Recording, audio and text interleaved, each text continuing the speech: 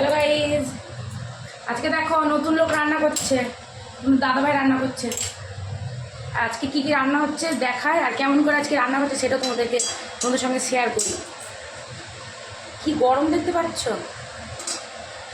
এই দেখো এখানে এই যে মাছের ঝোল বসিয়েছি আমি আলু আর কচু দিয়ে, আর এই যে চিকেন হবে তার জন্য আলুটা ভেজেছি।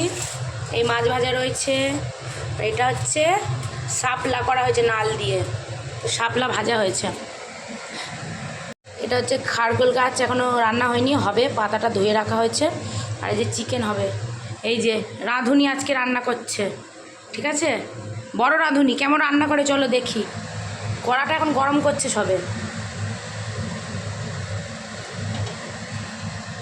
এখন তেলটা দিল, কড়াইতে তেলটা দিয়েছে, গরম হয়েছে। এবার কি করছে দেখি।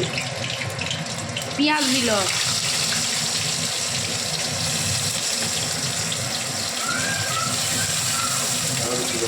আগে টমেটো ভাজবে না?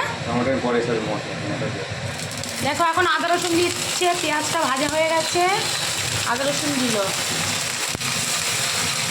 একটু জল দিয়ে দাও, দরকার হয়। হ্যাঁ, আমাকে আবার বলেছে কিছু বলা যাবে না। তো চলো রান্নাটা মোটামুটি এখন তো মশলা কষাবে, আর যে টমেটোটা দেবে এখনও বাকি আছে, তারপরে দেখাচ্ছি কেমন হলো।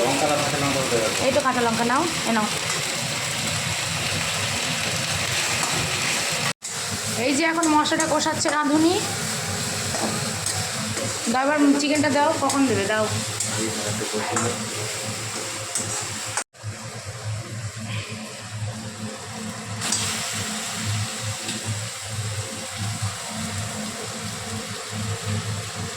এই যে আমাদের এখন চিকেন কষা হচ্ছে।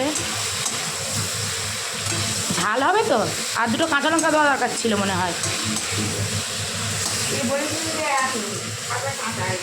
কি দেখো আজ বউর জন্য কি রান্না করছি। প্রতিদিন বলে মাংস করে খায়, মাংস করে আজ নিজে করে খাওয়াবো। আজ আমার নিজের মতো করে রান্না করছি। আজকে তোমাদের বলছি যে গরমের অবস্থা দেখো।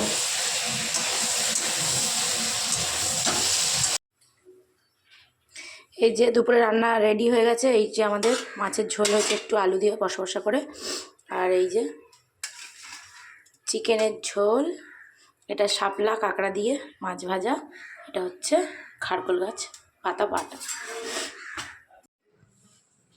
তো আমাদের আজকের মেনু কেমন লাগলো তোমরা অবশ্যই জানিও। টাটা।